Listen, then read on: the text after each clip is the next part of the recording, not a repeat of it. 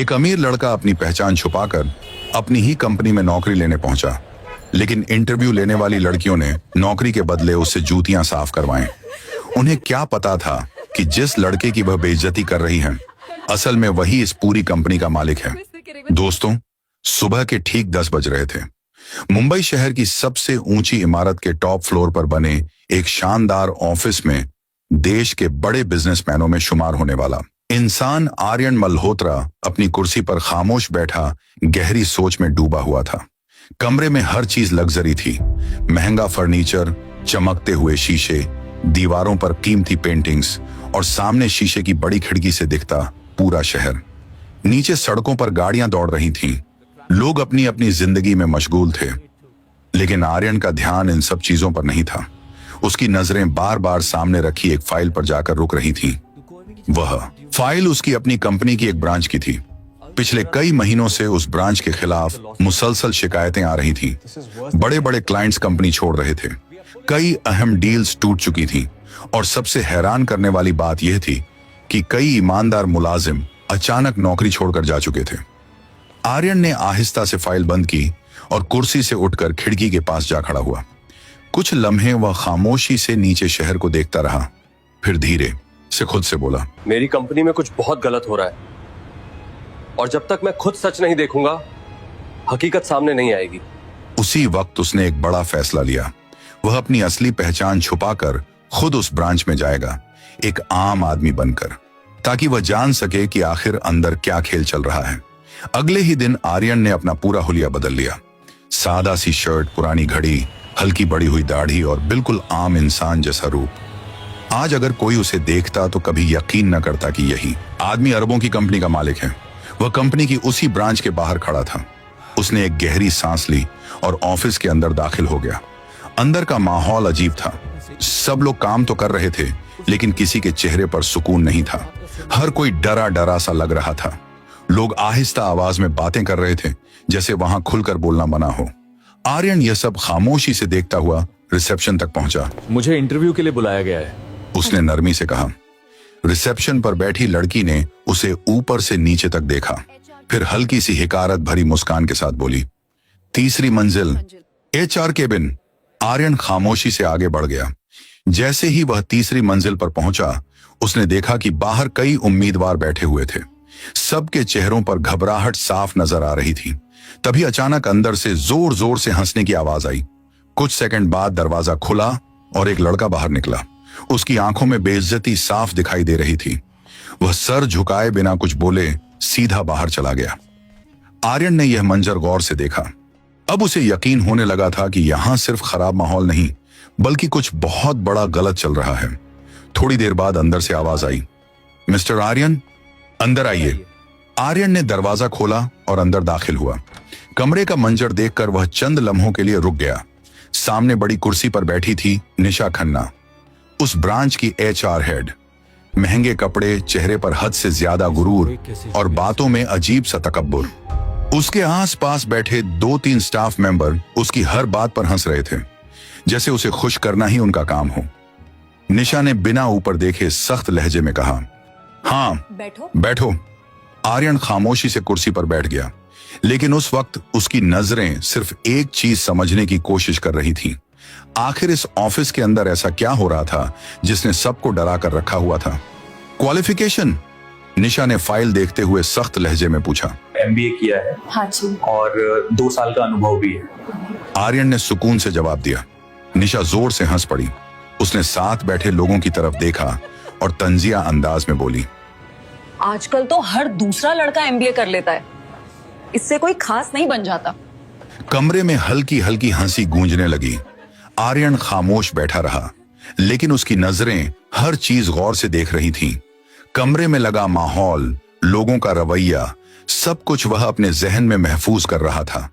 तभी निशा अचानक अपनी कुर्सी से आगे झुकी और धीरे से बोली, यहाँ नौकरी इतनी आसानी से नहीं मिलती, समझ रहे हो ना? जी, आर्यन ने सुकून से कहा।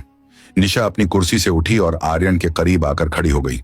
फिर उसने जानबूझकर अपना पैर उसकी तरफ बढ़ाया और गुरूर से बोली, अगर यहाँ काम करना है तो पहले मेरी जूती साफ करो। एक लम्हे के लिए पूरा कमरा खामोश हो गया। फिर आहिस्ता आहिस्ता हंसने की आवाजें आने लगी। किसी ने धीरे से कहा, देखते हैं अब ये क्या करता है। आर्यन के दिल में गुस्सा जरूर आया, उसकी आंखों में एक लम्हे के लिए सख्ती भी आई, लेकिन अगले ही पल उसने खुद को संभाल लिया। वह जानता था कि अगर उसे सच तक पहुंचना है तो अभी खामोश रहना होगा। उसने धीरे से कहा, अगर ये भी काम का हिस्सा है तो मैं कर देता हूं। यह सुनकर निशा के चेहरे पर गुरूर भरी मुस्कान आ गई। वाह, ऐसे ही लोग हमें पसंद हैं। आर्यन खामोशी से नीचे झुका और उसकी जूती साफ करने लगा। कमरे में बैठे सब लोग उसे हिकारत से देख रहे थे। किसी को अंदाजा नहीं था कि जिस इंसान को वह जलील कर रहे हैं असल में वही इस पूरी कंपनी का मालिक है। लेकिन असल खेल अब शुरू हुआ था। जूती साफ करवाने के बाद निशा दोबारा अपनी कुर्सी पर बैठ गई और बोली, ठीक है, तुम कल से ज्वाइन कर सकते हो, लेकिन याद रखना यहाँ वही होता है जो मैं चाहती हूँ। जी मैम, आर्यन ने सर झुकाकर कहा। और मेरी हर बात माननी होगी, वरना 1 मिनट में बाहर निकाल दूंगी। समझ गया मैम, आपका हुक्म सर आंखों पर। निशा ने हाथ के इशारे से कहा, ओके, इंटरव्यू खत्म। आर्यन खामोशी से कमरे से बाहर निकल आया, लेकिन बाहर आते ही उसके चेहरे पर हल्की सी मुस्कान आ गई। ये बेइज्जती वाली मुस्कान नहीं थी, ये उस तूफान से पहले की खामोशी थी जो बहुत जल्द इस पूरे ऑफिस को हिलाने वाला था। उसने दिल ही दिल में कहा, अब देखता हूं इस खेल में कौन कौन शामिल है। अगले ही दिन आर्यन ने उसी ब्रांच में एक आम मुलाजिम बनकर काम शुरू कर दिया। सुबह जैसे ही वह ऑफिस पहुंचा, वैसा ही दबाव वाला माहौल उसका इंतजार कर रहा था। हर कोई अपनी सीट पर झुका हुआ था। लोग काम तो कर रहे थे, लेकिन उनके चेहरों पर थकान और डर साफ दिखाई दे रहा था। ऐसा लग रहा था जैसे यहां लोग नौकरी नहीं, सजा काट रहे हों। आर्यन अभी अपनी सीट पर बैठा ही था कि पीछे से एक आवाज आई, अरे भाई, नए आए हो क्या? आर्यन ने मुड़कर देखा। सामने एक सादा सा लड़का खड़ा था। चेहरे पर थकान थी और आंखों में अजीब सी उदासी। हाँ, आर्यन ने जवाब दिया, मैं करण हूं, सीनियर एग्जीक्यूटिव। उसने हाथ आगे बढ़ाया। आर्यन ने उससे हाथ मिलाया। करण थोड़ा करीब आया और आहिस्ता आवाज में बोला, एक बात मानना, यहां ज्यादा सीधे मत बनना, वरना जीना मुश्किल कर देंगे। आर्यन ने हल्की मुस्कान के साथ पूछा, इतना बुरा हाल है क्या? करण ने गहरी सांस ली। तुम्हें अभी खुद पता चल जाएगा। इतने में अचानक पूरे ऑफिस में खामोशी छा गई। सब लोग फौरन सीधे होकर अपनी अपनी सीटों पर बैठ गए। दरवाजा खुला और अंदर दाखिल हुई निशा। आज भी वही गुरूर, वही अकड़। उसके पीछे 2 मैनेजर थे, विजय और पूजा। दोनों हर वक्त उसकी हाँ में हाँ मिलाते थे। निशा ने आते ही ऊंची आवाज में कहा, सब लोग ध्यान से सुन लो, आज एक बहुत बड़ी क्लाइंट मीटिंग है। अगर किसी से भी गलती हुई तो सीधा सैलरी कटेगी। जी मैम, सबने डरते हुए कहा। अचानक उसकी नजर आर्यन पर पड़ी। ओहो, नए हो ना तुम? जी मैम। जी मैम, निशा ने हिकारत भरे अंदाज में कहा। देखो, यहाँ सिर्फ काम करना काफी नहीं होता, यहाँ समझदारी भी होनी चाहिए। फिर वह आर्यन के करीब आकर धीरे से बोली, और सबसे बड़ी समझदारी ये है कि मेरे खिलाफ कभी जाने की कोशिश मत करना। निशा ने सख्त लहजे में कहा। और यहाँ तुम्हें मेरी हर बात माननी होगी, समझे? जी मैम। निशा फौरन बोली, तो पहले मेरे लिए कॉफी लेकर आओ। जी मैम। जी मैम। आर्यन खामोशी से कॉफी लेने चला गया। करण दूर बैठा ये सब देख रहा था। उसने आहिस्ता से सर हिलाया और दिल ही दिल में बोला, बेचारा अभी नया है, उसे नहीं पता यहाँ लोगों के साथ क्या क्या होता है। कुछ देर बाद आर्यन कॉफी लेकर वापस आया और कप निशा के सामने रख दिया। निशा ने एक घूंट लिया और फौरन गुस्से से चीख पड़ी, ये क्या है? इतनी खराब कॉफी कौन बनाता है? आर्यन ने सुकून से कहा, अगर आप कहें तो मैं दूसरी बना लाता हूं। जाओ और इस बार ठीक से कॉफी लेके आना। ऑफिस के कुछ लोग आहिस्ता आहिस्ता हंसने लगे, लेकिन आर्यन के चेहरे पर अब भी सुकून था।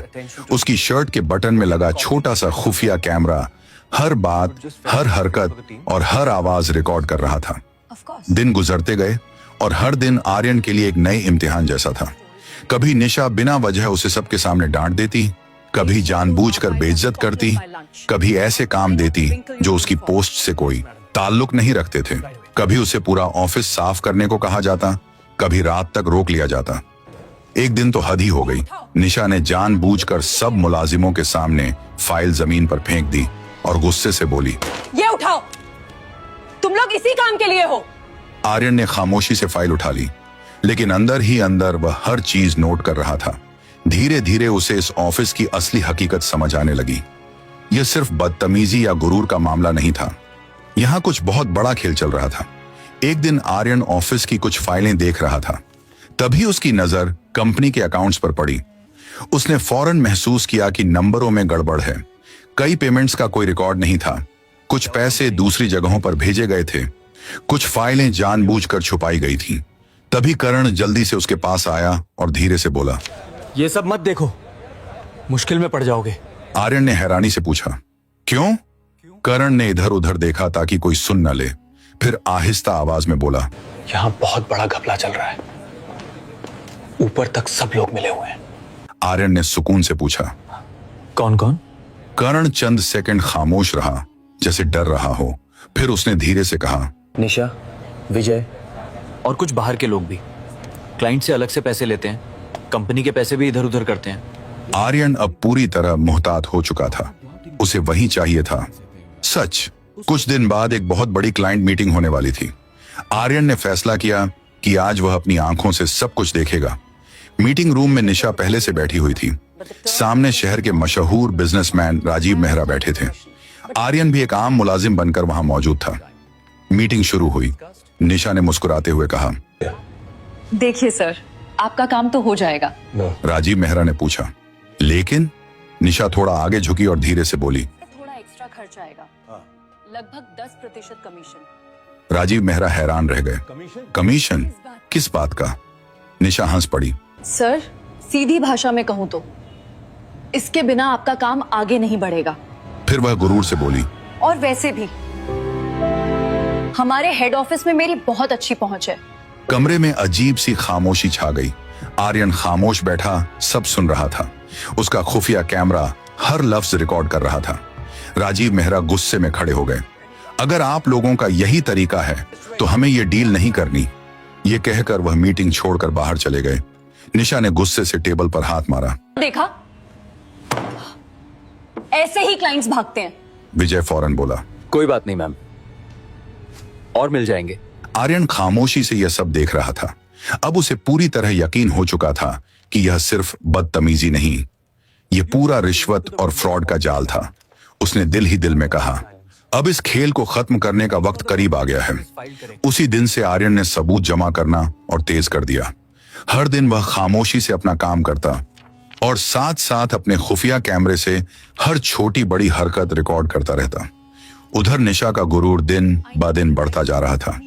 अब वह खुद को इस ऑफिस की मालकिन समझने लगी थी। उसे जरा भी अंदाजा नहीं था कि जिस इंसान को वह रोज जलील कर रही है, वही एक दिन उसकी पूरी दुनिया हिला देने वाला है। एक दिन निशा ने पूरे ऑफिस के सामने आर्यन को जोर से डांटते हुए कहा, पता नहीं कहां कहां से लोगों को उठाकर नौकरी पर रख लेते हैं। पूरा ऑफिस खामोश था। सब लोग सर झुकाए बैठे थे। किसी में इतनी हिम्मत नहीं थी कि निशा के खिलाफ एक लफ्ज भी बोल सके। आर्यन ने भी खामोशी से सर झुका लिया। सॉरी मैम, आइंदा ध्यान रखूंगा। बाहर से वो पुरसुकून लग रहा था, लेकिन अंदर उसके दिमाग में सिर्फ एक ही बात चल रही थी, बस कुछ दिन और फिर सबका असली चेहरा सामने आ जाएगा। इसी दौरान आर्यन ने कई और खतरनाक चीजें नोट की। कंपनी के अकाउंट से लाखों रुपए निकालकर दूसरी जगह ट्रांसफर किए जा रहे थे। क्लाइंट से जबरदस्ती रिश्वत ली जा रही थी। नए मुलाजिमों को जानबूझकर इतना तंग किया जाता था कि वह खुद ही नौकरी छोड़ दें। और इन सब के पीछे सबसे बड़ा नाम था निशा खन्ना। मस्जिद से सुख पे सकते हैं। एक रात पूरा ऑफिस खाली हो चुका था, सिर्फ कुछ लाइट्स जल रही थीं। आर्यन जानबूझकर वहीं रुक गया। उसने आहिस्ता से पूरा फ्लोर चेक किया। जब उसे यकीन हो गया कि वहां कोई नहीं है, तो वह सीधा अकाउंट्स रूम में चला गया। उसने कंप्यूटर ऑन किया और सिस्टम में लॉग इन कर लिया। जैसे जैसे फाइलें उसके सामने खुलती गईं, वैसे वैसे हकीकत और भी खतरनाक निकलती गई। कई नकली ट्रांजैक्शंस, खुफिया ईमेल्स, रिश्वत के रिकॉर्ड और कुछ ऐसी सीसीटीवी फुटेज जिनमें साफ दिख रहा था कि निशा और विजय रात को बाहर के लोगों से खुफिया मुलाकातें करते थे। यह सिर्फ छोटा मोटा फ्रॉड नहीं था, यह पूरा प्लान बनाकर किया जाने वाला घोटाला था। आर्यन ने तमाम जरूरी फाइलें, वीडियोस और रिकॉर्ड अपने महफूज ड्राइव में कॉपी कर ली। अब उसके पास सिर्फ शक नहीं था, बल्कि मजबूत सबूत थे। अगले दिन आर्यन अपनी असली पहचान में वापस हेड ऑफिस पहुंचा। आज वह पहले वाला सादा मुलाजिम नहीं लग रहा था, आज वही ताकतवर बिजनेसमैन था। आर्यन मल्होत्रा, महंगा सूट, पुरैतमाद अंदाज और चेहरे पर सख्त खामोशी। उसके बड़े केबिन में कई फाइलें रखी थीं, जिनमें उस ब्रांच के सारे सबूत मौजूद थे। आर्यन ने अपना मोबाइल उठाया और एक नंबर मिलाया। हेलो, कमिश्नर साहब से बात कराइए। चंद सेकंड बाद दूसरी तरफ से आवाज आई। जी बोल रहा हूं। आर्यन ने सख्त मगर पुरसुकून आवाज में कहा, मैं आर्यन मल्होत्रा बोल रहा हूं, मुझे आपसे फौरन मिलना है। एक बहुत बड़ा फ्रॉड सामने आया है। ये सुनते ही कमिश्नर संजीदा हो गए। आप फिक्र मत कीजिए, हम फौरन एक्शन लेते हैं। कुछ ही देर बाद पुलिस कमिश्नर खुद आर्यन के ऑफिस पहुंच गए। आर्यन ने उन्हें सारी वीडियो रिकॉर्डिंग, फाइलें, ईमेल्स और अकाउंट्स दिखाए। सब कुछ देखकर कमिश्नर हैरान रह गए। इतना बड़ा घोटाला और इतने अरसे से चल रहा था। आर्यन ने संजीदगी से कहा, मैं चाहता हूं कि सबको रंगे हाथों पकड़ा जाए। कमिश्नर ने पूछा, आपका प्लान क्या है? आर्यन के चेहरे पर हल्की सी मुस्कान आई। कल सुबह आप अपनी पूरी टीम के साथ इस ब्रांच पे पहुंच जाइए, बाकी मैं संभाल लूंगा। कमिश्नर ने फौरन सर हिला दिया। ठीक है, कल सब खत्म हो जाएगा। अगले दिन ऑफिस में हमेशा की तरह काम चल रहा था। निशा अपनी कुर्सी पर बैठी लोगों पर हुक्म चला रही थी। सब मुलाजिम खामोशी से काम में लगे हुए थे। तभी अचानक बाहर से कई गाड़ियों के रुकने की आवाज आई। पूरा स्टाफ चौंक गया। शीशे से बाहर देखा तो कई महंगी गाड़ियां ऑफिस के बाहर आकर रुकी थीं। पूजा घबरा कर बोली, ये क्या हो रहा है? उसी वक्त ऑफिस का मेन दरवाजा खुला और अंदर दाखिल हुआ आर्यन। लेकिन आज वह पहले जैसा आम मुलाजिम नहीं था। आज उसने महंगा ब्लैक सूट पहना हुआ था। उसके पीछे बॉडीगार्ड्स खड़े थे। उसकी चाल, उसका अंदाज, सब कुछ बदल चुका था। पूरे ऑफिस में खामोशी छा गई। सब लोग हैरानी से उसे देखने लगे। करण की आंखें खुली की खुली रह गईं। यह वही आर्यन है? निशा भी फौरन अपनी कुर्सी से खड़ी हो गई। पहले तो वह चंद लम्हे उसे देखती रही, फिर गुरूर से बोली, ये क्या ड्रामा है? तुम कौन हो? आर्यन आहिस्ता आहिस्ता उसकी तरफ बढ़ा। आज उसके चेहरे पर मुस्कान नहीं थी, सिर्फ सख्ती थी। वह निशा के सामने रुका और धीरे से बोला, ड्रामा तो अब शुरू होगा। फिर उसने पूरे ऑफिस की तरफ देखा। और आज सबको पता चल जाएगा कि मैं कौन हूं। निशा हंस पड़ी। क्यों? फिल्मों में काम करने का इरादा है क्या? आर्यन ने उसकी आंखों में देखते हुए कहा, नहीं, लेकिन आज तुम्हें एक ऐसी फिल्म जरूर दिखाऊंगा जिसके बाद तुम्हारी पूरी दुनिया बदल जाएगी। इतना कहकर उसने अपने एक बॉडीगार्ड को इशारा किया। अगले ही लम्हे बाहर से पुलिस की कई गाड़ियों के सायरन की आवाज गूंजने लगी। पूरा ऑफिस हिलकर रह गया। सब लोग घबराकर एक दूसरे को देखने लगे। पुलिस ये यहाँ क्यों आई है? कुछ ही सेकंड बाद कई पुलिस वाले तेजी से ऑफिस के अंदर दाखिल हुए। उनके पीछे खुद पुलिस कमिश्नर भी थे। पूरे ऑफिस की नजरें अब सिर्फ एक ही मंजर पर जमी हुई थीं। कमिश्नर सीधा चलते हुए आर्यन के सामने आकर रुके और एहतराम से बोले, गुड मॉर्निंग सर, हुक्म दीजिए। यह सुनते ही पूरे ऑफिस के लोगों के होश उड़ गए। निशा के चेहरे का रंग एकदम सफेद पड़ गया। अब उसे आहिस्ता आहिस्ता समझ आने लगा था कि असल हकीकत क्या है। आर्यन ने पुरसुकून मगर सख्त आवाज में कहा, मैंने आपको सबके नाम और सबूत दे दिए हैं। जो भी इस घोटाले में शामिल हैं, सबको यहीं गिरफ्तार किया जाए। Yes sir. कमिश्नर ने फौरन अपनी टीम को इशारा दिया।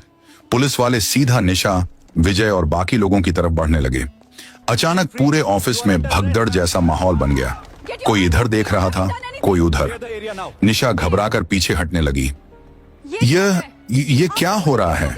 आप लोग मुझे क्यों पकड़ रहे हैं? एक महिला पुलिस ऑफिसर आगे बढ़ी और सख्त लहजे में बोली, आपको रिश्वतखोरी, धोखाधड़ी, कंपनी के पैसे चोरी करने और गैर कानूनी कामों के आरोप में गिरफ्तार किया जा रहा है। निशा के हाथ कांपने लगे। उसने फौरन आर्यन की तरफ देखा। तुम आखिर हो कौन? तभी कमिश्नर आगे बढ़े और जोर से बोले, अभी तक समझ नहीं आया? उन्होंने एहतराम से आर्यन की तरफ इशारा किया। यह हैं इस पूरी कंपनी के मालिक मिस्टर आर्यन मल्होत्रा। ये सुनते ही जैसे पूरा ऑन ऑफिस पत्थर का हो गया। हर कोई हैरानी से आर्यन को देखने लगा। करण की आंखों में हैरानी के साथ इज्जत भी थी। उसे यकीन ही नहीं आ रहा था कि जिस लड़के को सब जलील करते रहे वही इस कंपनी का मालिक निकला। उधर विजय के हाथ बुरी तरह कांप रहे थे और निशा, वह तो जैसे अंदर से टूट चुकी थी।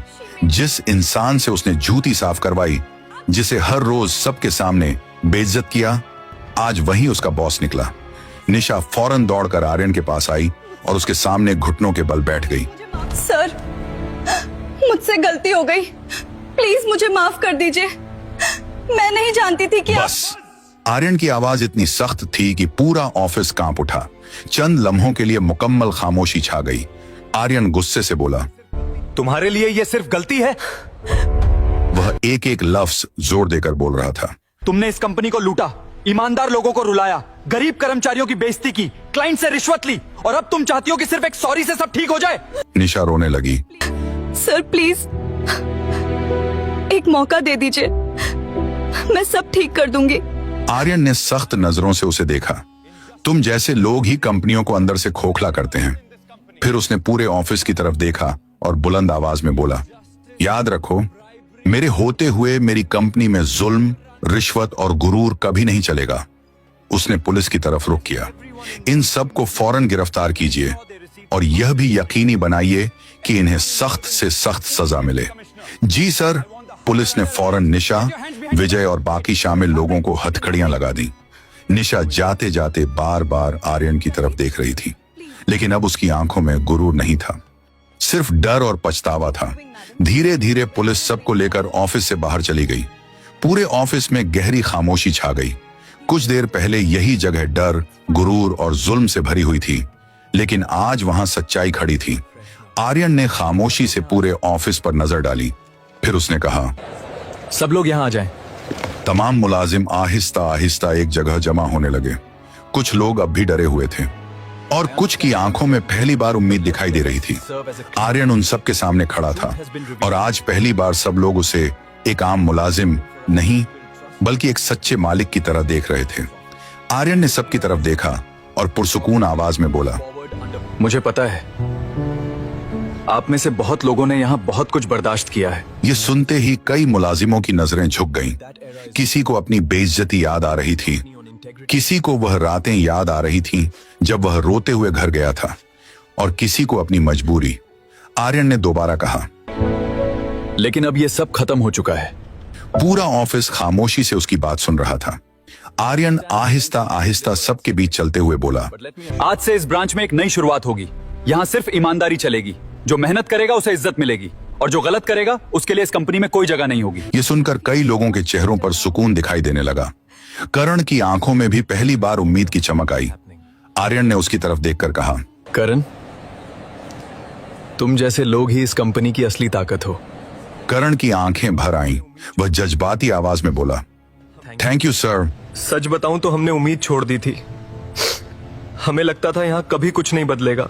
आर्यन हल्का सा मुस्कुराया। अब उम्मीद नहीं, यकीन रखो। अगले चंद हफ्तों में पूरे ऑफिस की तस्वीर बदलने लगी। नई एचआर टीम रखी गई। ईमानदार लोगों को आगे बढ़ने का मौका दिया गया। जो लोग डर की वजह से खामोश रहते थे, अब खुलकर अपनी राय देने लगे। हर काम शफाफ तरीके से होने लगा। ऑफिस में लगे खुफिया कैमरे हटा दिए गए, जो लोगों पर नजर रखने के लिए गलत तरीके से इस्तेमाल होते थे। मुलाजिमों के लिए अलग शिकायत सिस्टम बनाया गया ताकि कोई भी बिना डर के अपनी बात कह सके। धीरे धीरे वह क्लाइंट्स भी वापस आने लगे जो पहले कंपनी छोड़कर जा चुके थे। कंपनी की साख एक बार फिर मजबूत होने लगी। लेकिन सबसे बड़ी बात यह थी, अब मुलाजिमों के चेहरों पर खौफ नहीं था। अब वहां सुकून था, इज्जत थी और अपने काम के लिए खुशी थी। एक दिन आर्यन दोबारा उसी ऑफिस की बड़ी खिड़की के पास खड़ा था जहां से पूरा शहर दिखाई देता था। लेकिन आज उसके चेहरे पर पहले जैसी परेशानी नहीं थी। आज वहां सुकून था। वह खामोशी से नीचे शहर को देखता रहा, फिर हल्की सी मुस्कान के साथ बोला, कंपनी केवल पैसों से नहीं चलती। वह चंद लम्हे रुका। कंपनी को सफल बनाते हैं वहां काम करने वाले लोग और उनकी नीयत। उसने एक बार पूरे ऑफिस की तरफ देखा। लोग अब हंसते हुए काम कर रहे थे।